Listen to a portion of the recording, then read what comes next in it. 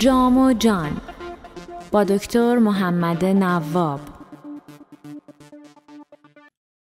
با درود و سپاس از اینکه با ما هستید. امیدوارم که هفته خوبی رو پشت سر گذاشتید و آماده هفته خوبی دیگری هستید. خوشحالم به آگاهیتون برسونم که در خدمت آقای دکتر محمد باقر باقری هستیم که دنباله گفتارهایشون رو در دنیای تفکر نقادانه و اینکه چجوری بهتر فکر کنیم و با مسائل دست و پنجه نرم کنیم دستشون میشه. بسیار سپاسگزارم جناب دکتر. درود بر شما جناب دکتر نواب گرامی. عرض سلام و ادب و احترام خدمت بینندگان عزیز این برنامه. تشکر از تمامی دستاندرکاران تلویزیون آینه که این فرصت رو برای ما فراهم می‌کنند که در خدمت بینندگان عزیز باشیم. ما هفته گذشته درباره خلقیات ایرانیان که مانعی میتونه برای درست اندیشیدن باشه صحبت کردیم. در کنار ویژگی‌های بسیار خوبی که ایرانی‌ها دارند که مردمانی خونگرم، مهمان نواز و شریف هستند، یک سری ویژگی‌ها هم در برخی دیده میشه که این مورد توجه پژوهشگران و نویسندگان قرار گرفت. در طول تاریخ از قرن گذشته بیشتر متوجه این مسئله شدند و همواره شما مثلا اون سوال معروف عباس میرزا رو که مد نظر قرار بدین که مربوط به قرن 19 هم حتی میشه، که ناراحت از این که سپاه ایران از روس‌ها شکست میخوره و از اون فرستاده ناپلئون سوال میکنه از که چه بلایی سر ما اومده که ما گرفتار شدیم، چرا ما در این جنگ ها شکست میخوریم، مگه خورشیدی که بر شما میتابه بر ما نمیتابه که ما اینقدر گرفتار شدیم و عقب ماندیم. این سوالات همواره مطرح بوده. نویسندگان زیادی، پژوهشگران زیادی به این موضوع پرداختند که پرداختن به این موضوع در این جهت هست که ما بتونیم شرایط رو نسبت به گذشته بهتر بکنیم.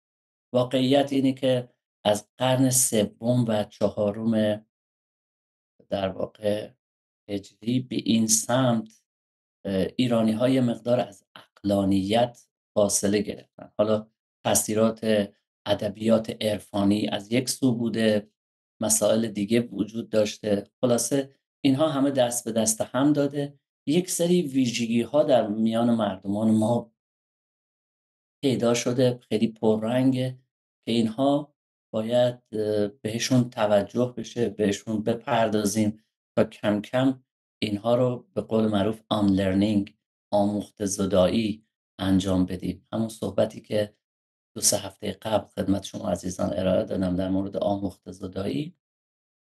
هفته گذشته بر اساس صحبت هایی که افرادی مثل تقی‌زاده، جمالزاده، سریع القلم، ملکیان و دیگران، نراقی، اینها وارد این بحث شدیم و یک سری ویژگی ها رو مطرح کردیم. این جلسه اگه اجازه بدید چند ویژگی دیگر رو که پررنگ در جامعه ما به اونها میپردازیم. اینها همه موانع درست اندیشیدن حساب میشه.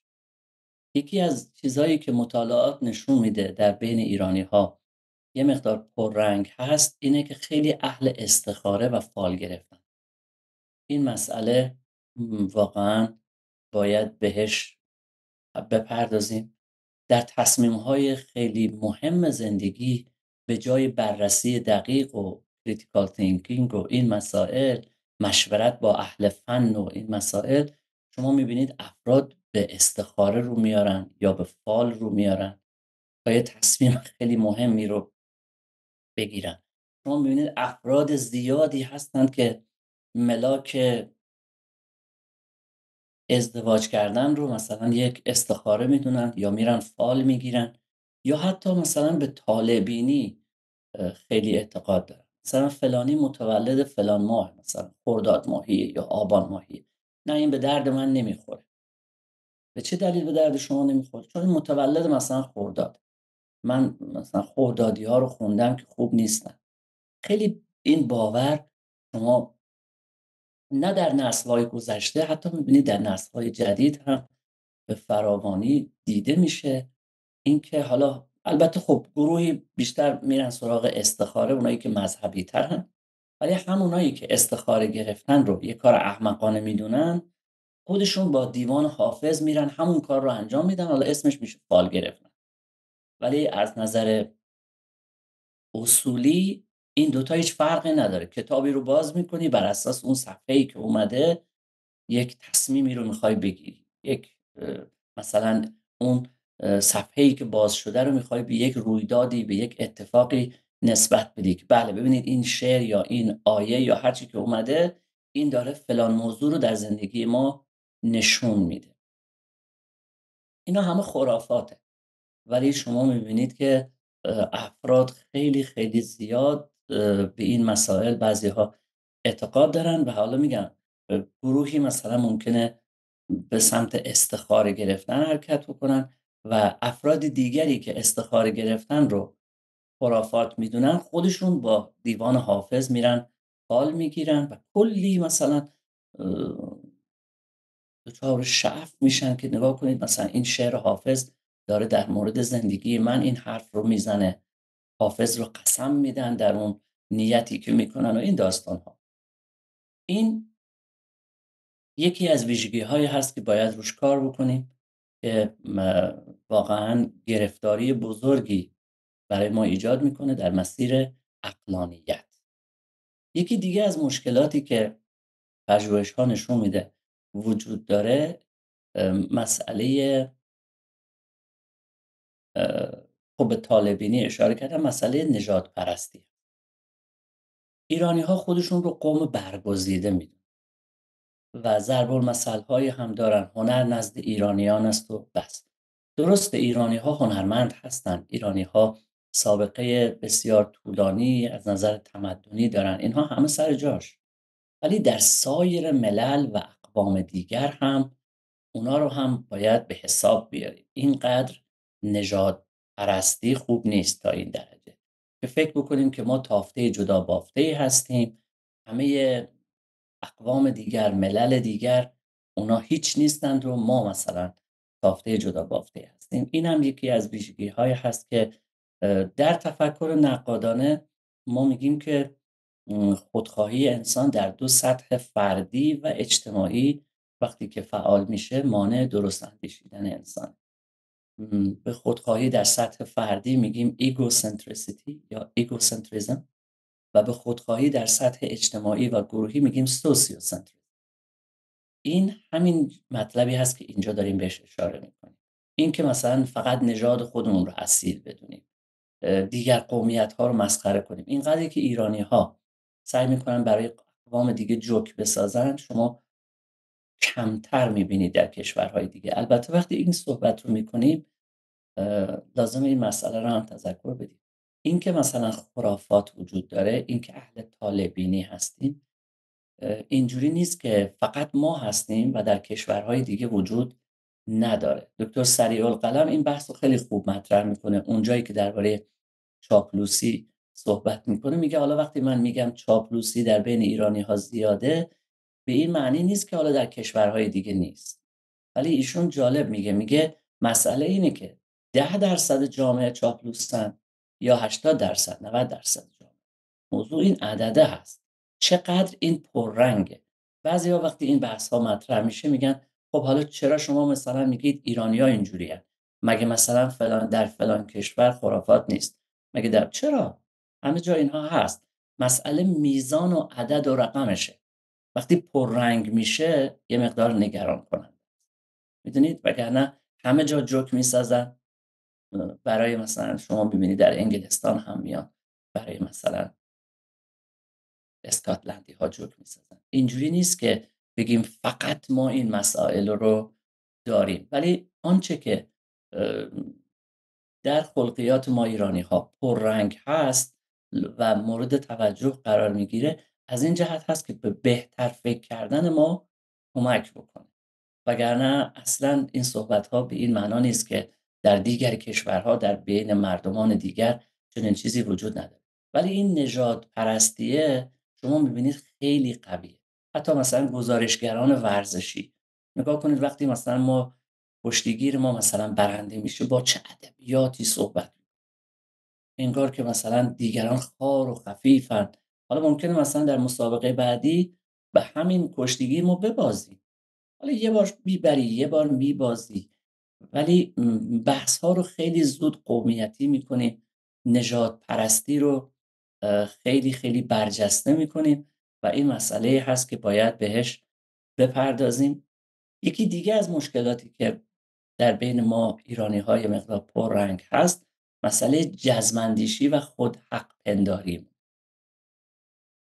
این جزمندیشی در کنار توهم دانایی، در کنار توهم توطئه، نمیدونید چه بلایی بر سر ما میاره. اول اینکه خودمون رو درست میدونیم و نظر طرف مقابل رو قطعا نادرست میبینیم. این خیلی مشکل بزرگیه که باید حلش بکنیم. همه ممکنه اشتباه بکنن. خب این نگاه که آنچه که من میگم درسته و هر کس مخالف این میگه حتما داره اشتباه میکنه، اینجا این میشه جزمندیشی. این که انسان عقیده و نظری داشته باشه هیچ اشکالی نداره، ولی این که مخالف نظر و عقیده خودش رو قطعاً بر سبیل گمراهی ببینه و بگی که نه تو اشتباه میکنی من قطعاً درست میگم، این میشه جزمندیشی، خود حق پنداری و این مانع گفتگوی سازنده میشه، این مانع همکاری و کار تیمی میشه. حالا اگر کنارش میگم بیاد توهم توطئه هم اضافه بشه که حالا در کنار این که جزمندیش هست، طرف خودش رو حق میدونه و دیگران رو باطل، حالا بیاد بگه که نه، حالا این که داره اشتباه میکنه این فقط اشتباه نمیکنه، این اصلا خائنه، این از جای پول میگیره، این به یه جای وابسته است. همیشه افراد وابسته وجود داشتن، همیشه افراد خائن در همه کشورها وجود داشتن، ولی این درجه از توهم توطئه با مانع همکاری ایرانی ها میشه و اینکه شما میبینید در هنگام انتخابات در مواقع مختلف شما میبینید که تحمل عقیده طرف مقابل رو ندارن و وقتی که کسی به گونه ای رفتار میکنه که به مذاق اینها خوش نمیاد، اون رو میخوان خائن نشون بدن، با هم به دشمنی میپردازن، کینه میورزند و این باعث میشه که فاصله ها خیلی خیلی زیاد میشه. یکی دیگه از ویژگی هایی که مورد توجه اندیشمندان و پژوهشگران قرار گرفته توهم دانایی هست. گفته میشه در بین ایرانی ها این ویژگی جزو خلقیاتی هست که خیلی پررنگه و درباره هر موضوعی اظهار نظر. حالا شما در مهمانی ها همیشه دیدید این مسئله مورد تایید هموطنان و دوستان هست که میگن که موضوعی حالا پزشکی مطرح میشه، درباره مسائل سیاسی، اجتماعی، مهندسی، در هر زمینه‌ای شما فکر میکنید که میبینید که افراد باید یک اظهار نظری میکنن و این کمتر کسی پیدا میشه که خودشو در هر موضوعی علامه دهر ندونه و با ضرس قاطع اظهار عقیده نکنه. این هم یکی دیگه از گرفتاری ها هست که ما باید تواضع فکری رو در خودمون تقویت. ببینید کسانی که خیلی میدونن میگن ما به درجه رسیدیم که تازه فهمیدیم هیچی نمیدونیم. وقتی میخوایم درباره موضوعی اظهار نظر کنیم ببینیم که ما در این باره چه کتابی خوندیم، چه مقاله‌ای خوندیم، ما چقدر صاحب نظر هستیم. افرادی من گاهن باهاشون برخورد میکنم، درباره موضوعاتی صحبت میکنم، بعد من متوجه میشم که رفتن از یه نفر، حالا یا سوال کردن یا سوالم نکردن، اون خودش اظهار نظری کرده، کاملا اینها رو اشتباه در مورد اون مسئله راهنمایی کرد و حالا که اینها لطمش رو میخورن میگن آیا مثلا فلانی با من دشمنی داشت که منو اینجوری راهنمایی کرد، من اینقدر مثلا ضرر کردم تو این مسئله. میگیم که نه لزوما، حالا دوباره به سمت توهم توطئه هم نریم که با شما دشمن بوده. این یک ویژگی هست که افراد سعی میکنن درباره هر موضوعی اظهار نظر بکنن. حتی مثلا در مورد مباحث مربوط به تفکر، گاهی مثلا در جلسات زوم شما داری صحبت میکنی بر اساس حالا پژوهش‌ها، بر اساس به هر حال این هم یه موضوع علمیه برای خودش، ولی شما میبینید کسی که یه خط ننوشته میاد و میخواد مثلا همه رو رد بکنه و این توهم دانایی یکی از ویژگی‌هایی هست که یه مقدار پررنگ هست، باید روش کار بکنیم.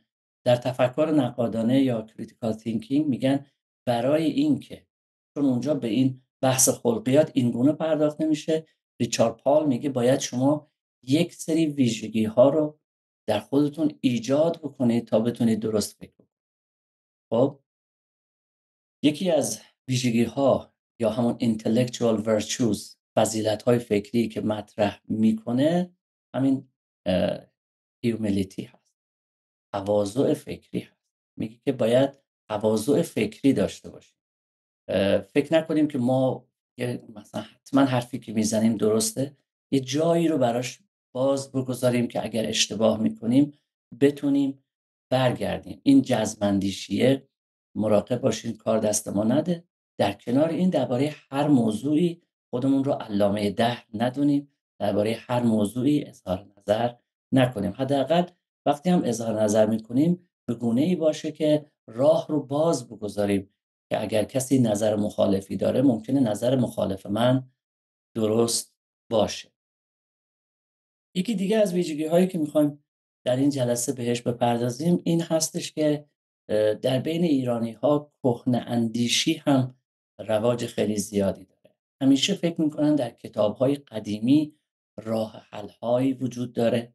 خیلی ها فکر میکنن مثلا راه حل های کشور ما مثلا در شاهنامه هست یا در کتاب مثنوی مولوی هست.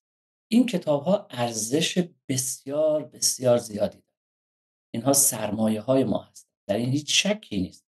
ولی این که ما فکر بکنیم مسائل و مشکلات ما راه حل‌هاش در کتاب‌های قدیمی هست، این یکی از گرفتاری‌ها. اتفاقاً فرانسیس بیکن میدونید که به بحث بت‌های ذهن یا idols of the mind پرداخت، روی این مسئله دست گذاشت که چرا مردم همه گرفتار اون استدلال قیاسی ارسطویی هستن، چرا هیچ کس حرف جدیدی نمیزنه، چرا همه در بحث‌های قدیمی درجا میزنن.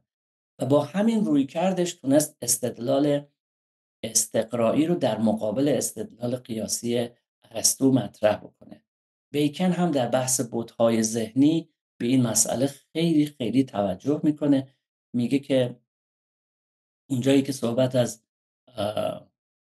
idols of the theater یا بت‌های تماشاخانه میکنه، میگه خیلی از افراد انگار رفتن توی سالن تئاتر و خودشون رو سرگرم گذشته کردن و اصلا برای آینده هیچ فکر و تدبیری ندارن. حالا اگه دانشمندم هست همش میبینی داره به نظریات قدیمی و کهنه نظر میکنه و هیچ ایده جدیدی رو در نظر نمیگیره. این کهنه اندیشی، این که ما فکر بکنیم راه حل ما در کتاب‌های قدیمی هست، یکی از اشکالاتی هست که باید بهش متوجه باشیم.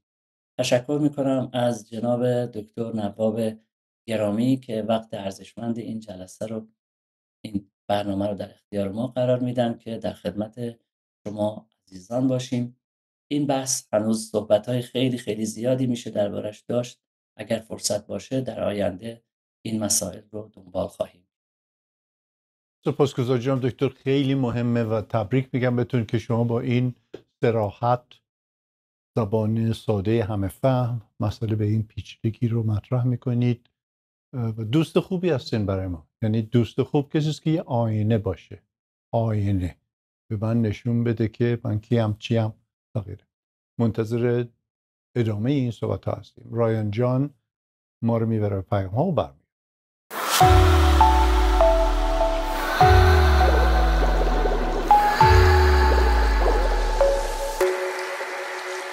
شما بیننده آینه هستید.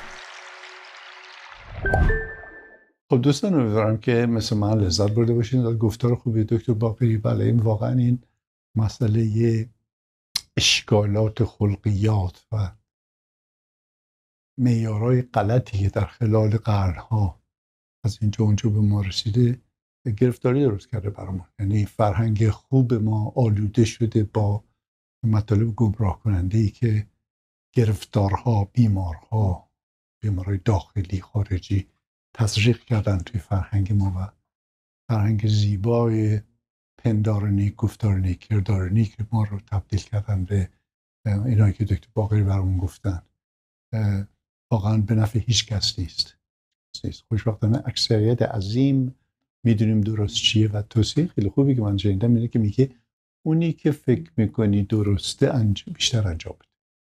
یعنی تغییر سخته، لازمه ولی سخته. این که من به شما بگم چی درسته چی غلطه اینا نسل‌ها طول میکشه تا تطبیق پیدا کنه، اپلای بشه. ولی ببینید چقدر سادهش کرده. میگه اونی که خودت الان قبول داری که درسته اونو بیشتر انجام بده و قوی‌تر باشه و غالب بیا بر اون مانعی که نمیذاری اینو انجام بده. و اونی که فکر می‌کنی غلطه کمتر انجام بده. که از این ساده‌تر نیست. و خیلی از متخصصین میگن روزی یک قدم کوچیک، روزی 1 میلی گرم، روزی 1 واحد بهتر کن. در تفکر خودت و باوراتو تدید کن. ما در این بخش از گفتارهای متخصصین مختلف در رشته‌های گوناگون برای شما گلچین میکنیم و ارائه میکنیم که امیدواریم که لذت ببرید. این مطلب خیلی زیاد هست. هر لحظه داره از دانشگاه‌های بزرگ، مراکز تحقیقاتی عظیم اطلاعات میاد بیرون، ولی ما اونی که بیشتر اپلیکیبل، قابل تطبیق و مفیده برای زندگی روزمون، اون رو برای شما سعی میکنیم گزارش بکنیم. با هم گوش میکنیم.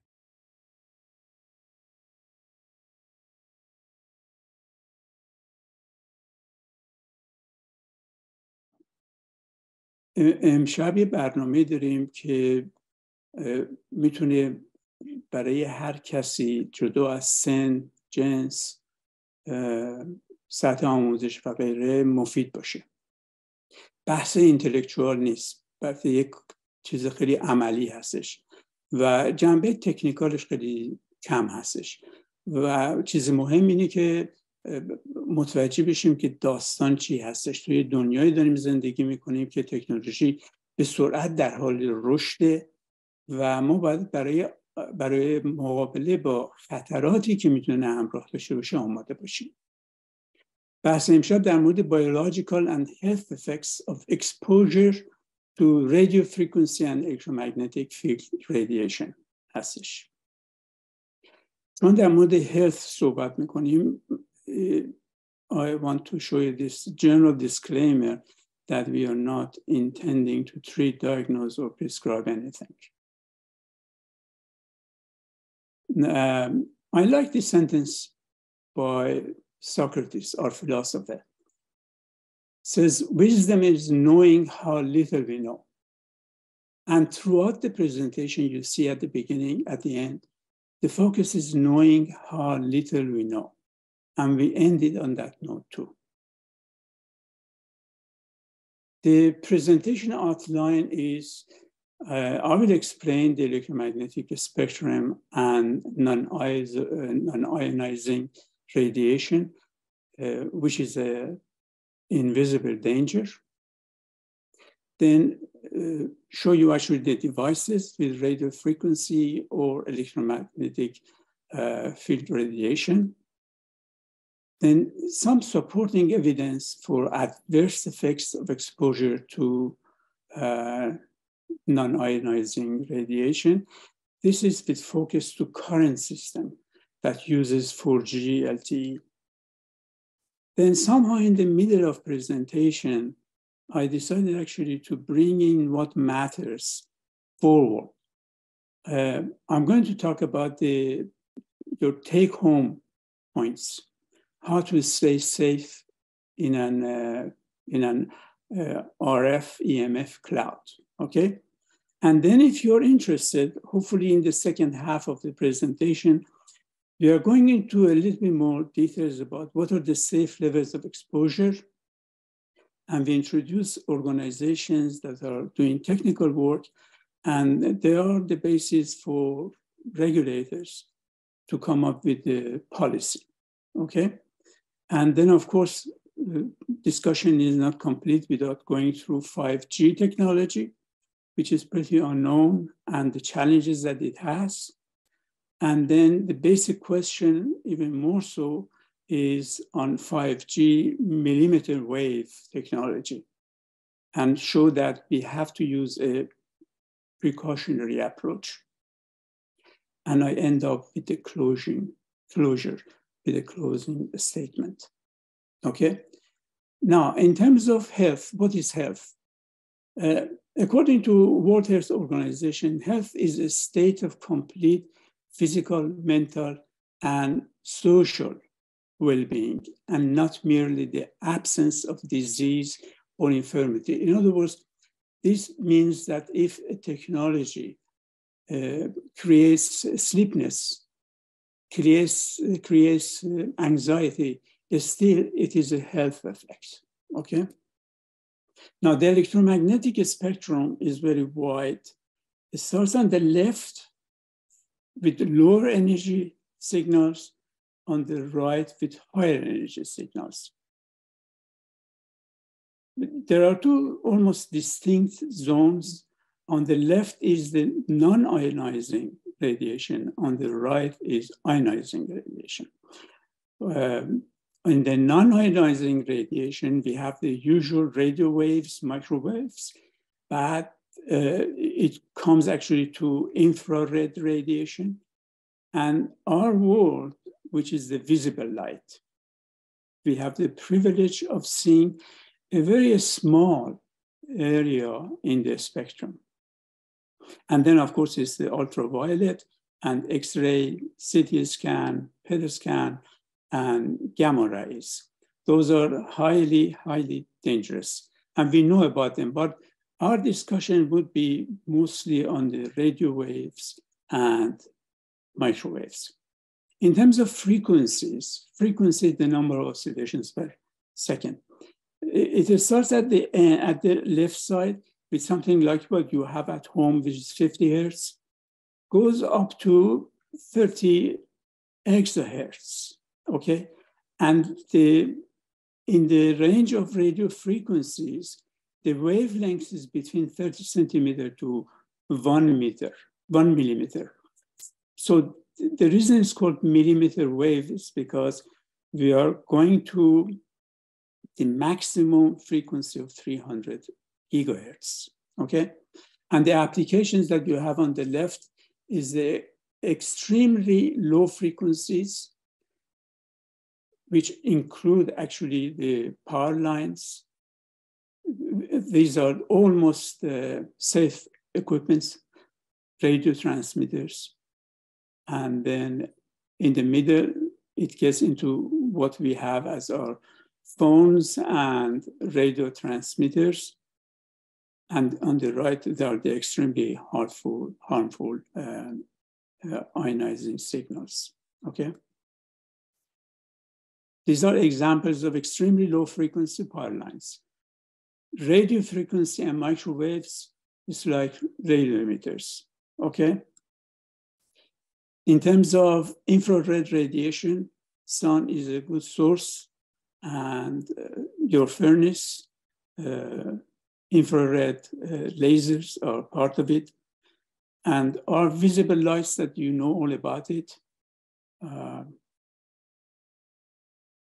In terms of ultraviolet radiation, this is a picture that NASA has seen the sun through UV light. And on the right is the lasers. Now, electronic devices that send and receive information through the air are everywhere. We know that today, everyone, even kids have it. Between Wi-Fi, cell phones, and other networks, we are nearly in a constant cloud of wireless signals. These devices use RF radio frequency energy to send and receive information. RF energy is a type of non-ionizing radiation that is generally believed, at least at low levels, not to be strong enough to directly affect the structure of the atom or damage DNA. But it causes atoms to vibrate and as a result producing heat. When RF energy is very strong, such as from radio transmitters, it can be dangerous. It can hit parts of your body very rapidly and cause serious injuries like severe burn, okay? The good thing is radio frequency energy decreases as it travels in the atmosphere. That's the reason that powerful long distance transmitters, usually they don't create high levels of energy on the ground, but there is an exclusion zone around them because locally, very locally, they can be dangerous. There are a number of common devices that we usually use that create RF or EMF. And I want to show you some of them because visually you can remember and be careful about them. There are safety concerns about short-term as well as long-term exposure to these devices, okay? On the top row, now you see all types of phones, cell phones that have been generated. Next to that is cordless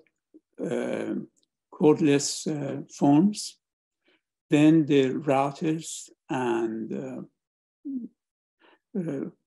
modems and boosters that you most probably use at home.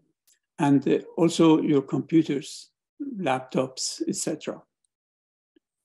On the left, you see the microwave. Microwave has been with us for quite some time, actually. But it's controversial. A lot of people think that it doesn't cause any harm. That's not true.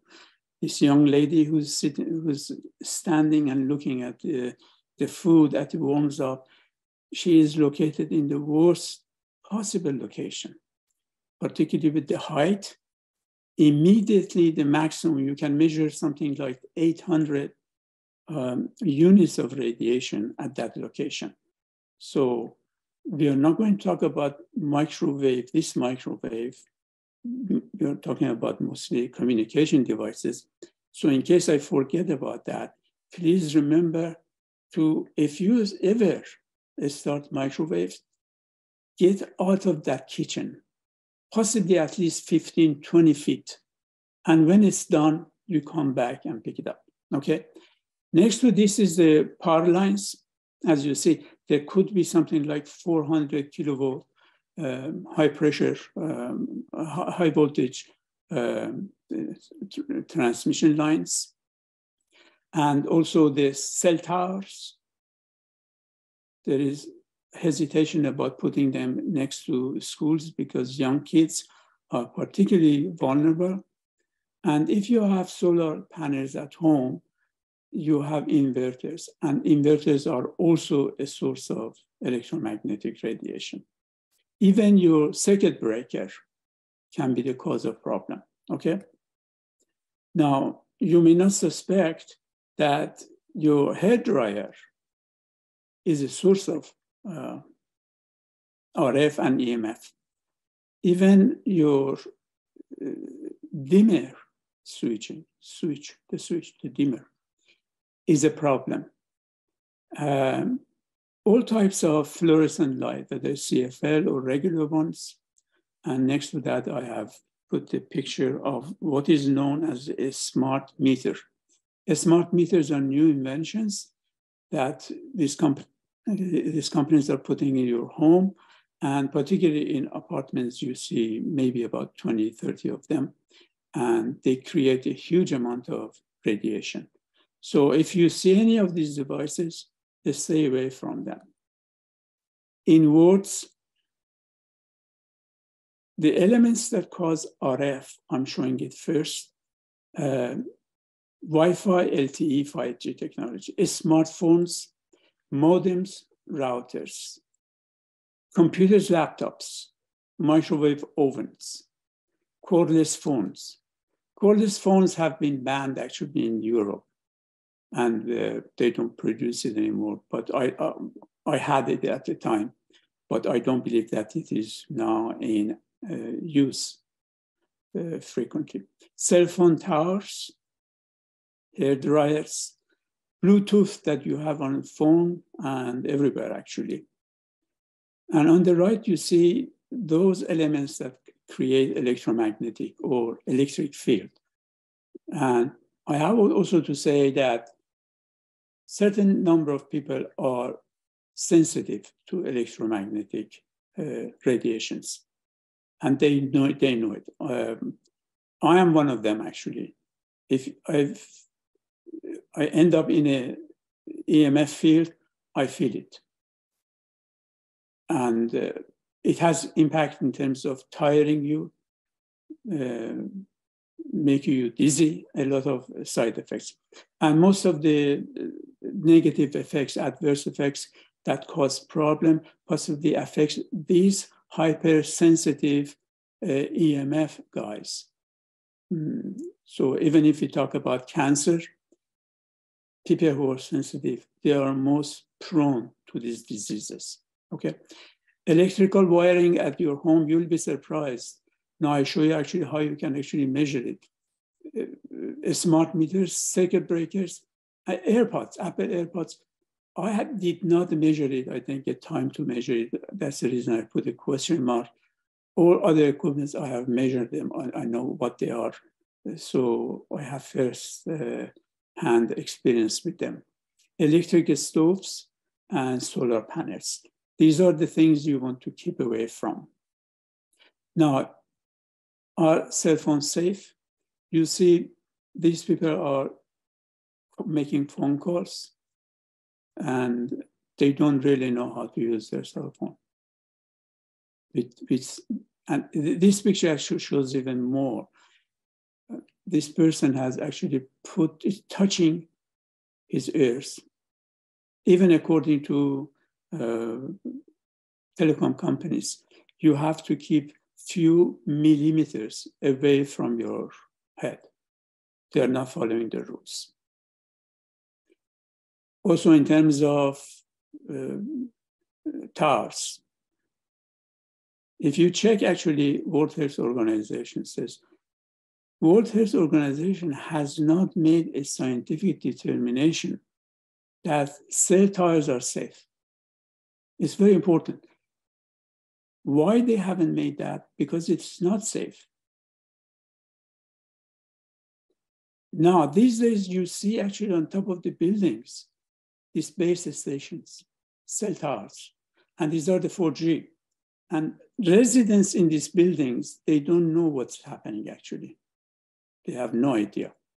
But on the roof, if you go to the roof, there is a cautious statement. It says, radio, beyond this point, radio frequency fields at this site may exceed FCC rules for human exposure. But people in the building, they don't know about that. So in terms of actually classification of the frequencies, we have the extremely low frequencies, 1 to 300 hertz, 300 hertz to 100 kilohertz, and microwaves from 1 gigahertz to 300 gigahertz, and radio frequencies are 100 to 300 gigahertz. The last two are the ones that we are focused on. In order to show you graphically where we are, we have our focus, we are only interested in this area under 300 gigahertz. Infrared visible lights are far above that frequency, okay? I have to make actually some definition because you hear these words. What is the power density? These are the measures of intensity of the field, and we have to know what they are. Power density measures the propagated energy perpendicular to the object in terms of watts per square meter. So watt per square meter is power density. There is an electric field that we measure in terms of volt per meter, And finally, something called SAR. It is the specific absorption energy measured in terms of watt per kilogram. Okay, this is the whole body exposure to these radio frequency or EMF energies. So these are what we objectively quantify the area, the environment that we are talking about. So what are some of the potential biological effects of exposure to microwave radiation? This includes heating. Microwave radiation can cause heating issues, which can lead to burns and other types of tissue damage, okay? Ionization. At very high levels, microwave radiation can ionize molecules and cause changes in chemical reactions in the body. This can lead to DNA damage and other cellular damage. There is also the disruption of biological processes. Microwave radiation can interfere with biological processes in the body, including cellular communications and metabolism. Other effects, eye damage, nervous system effects, and cancer. There is some evidence to suggest that the exposure to high levels of microwave radiation may increase the risk of cancer, particularly in the brain and other organs that are exposed directly to radiation. I'm saying this in just from high level so that you know what type of damages you may get exposed to. Other health effects suggest the exposure to non-ionizing radiation may be associated with effects like sleep disturbance, changes in heart rate, and changes in the immune system function. Okay? Now, while you're fresh, I want actually to go through what you need actually to take out of this presentation. And then after that, we go into a little bit more details of technical issues, not very high level technical. It is basically some simple research that has been done in this area, okay? What we need to do, because we are blind to RF and microwave, so somehow we have to measure this. We have to relocate some of our electronics. This includes your modem and routers. And forgo wireless. This may be a lot to ask, but there are other solutions. You can use Ethernet cables if possible. You can limit this usage, reduce the number and length of your calls, or time spent using a wireless device. You can use text instead of calling. You also need to ensure good reception. If you have poor reception, some phones will boost their signal. In other words, the energy transmitted will increase so that it makes a better connection. Try to make calls in a location with good reception to reduce your RF exposure by avoiding signal boosts. You can rewire your house for Ethernet. It is not a big job. The golden rule is you increase the distance. In other words, add the space between your wireless device and your body. Then, because I don't have that 10 minutes to show you a video about how to use your phone in a very safe way. there is a link here. I will send this link actually to you in the halftime. And I recommend that you look at this one. This is a beautiful video that's now. This is the worst thing you can do. Putting your cell phone in your pocket. Okay? This will actually expose the genitals, the colon, the stomach, and everything to RF waves. Now, how do you want actually to measure? There are meters in the market that you can actually purchase. And in the age that we are, this is actually a fundamental tool that you need to have at home. This is actually the tool, the meter is called radiation meter.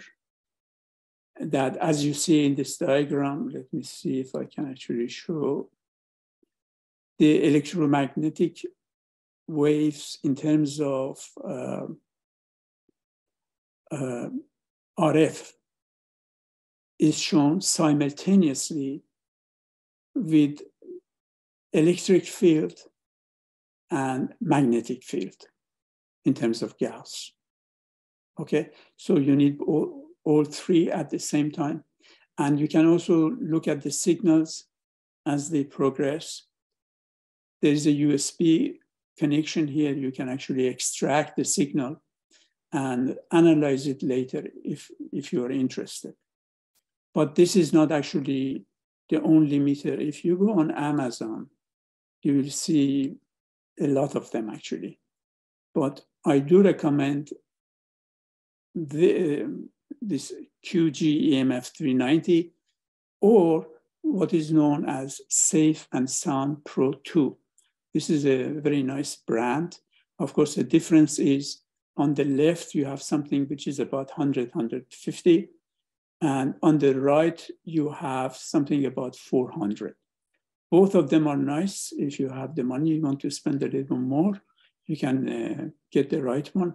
Otherwise, the left one is very robust. It's a lab quality. And I did purchase that one. I'm very pleased with that one. Okay. Now, in terms of your phone, on the right side, you see, even if you're connecting through this wire headset, still you are connected to the antenna of the phone. It is recommended that you use an air tube headset. Okay, this is the safest way to use your phone if you have to actually carry it in your pocket. At least you keep it away from your ears.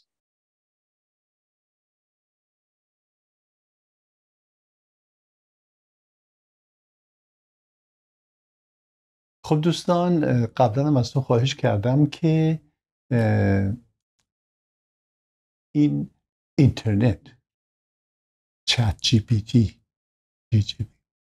و ویکیپیدیا، خود گوگل، یوتیوب، اینا مطالب بسیار بسیار ارزنده‌ای دارن و هرچی کمتر به تلویزیون‌های کامرشال و تجارتی و تبلیغاتی گوش کنین بهتره براتون.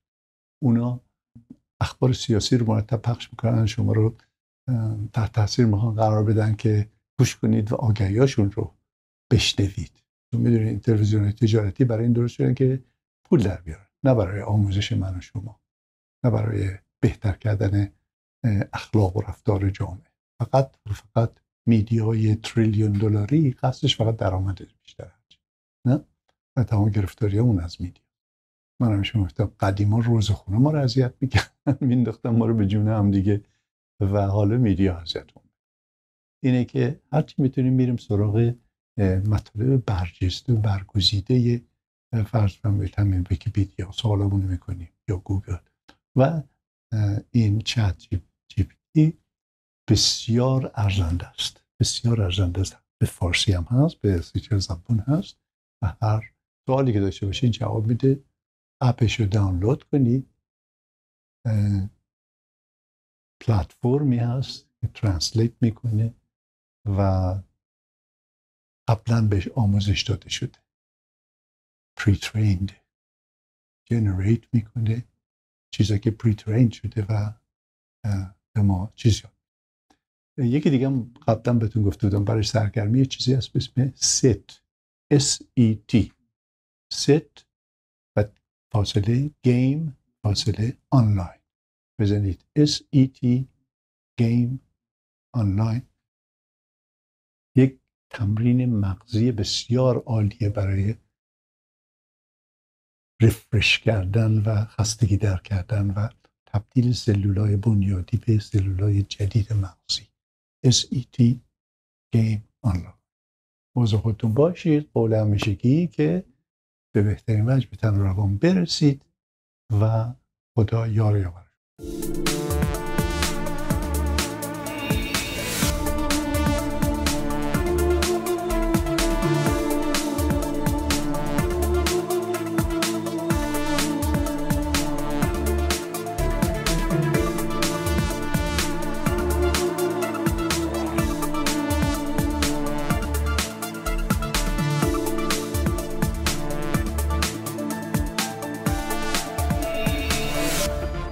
جام و جان با دکتر محمد نواب.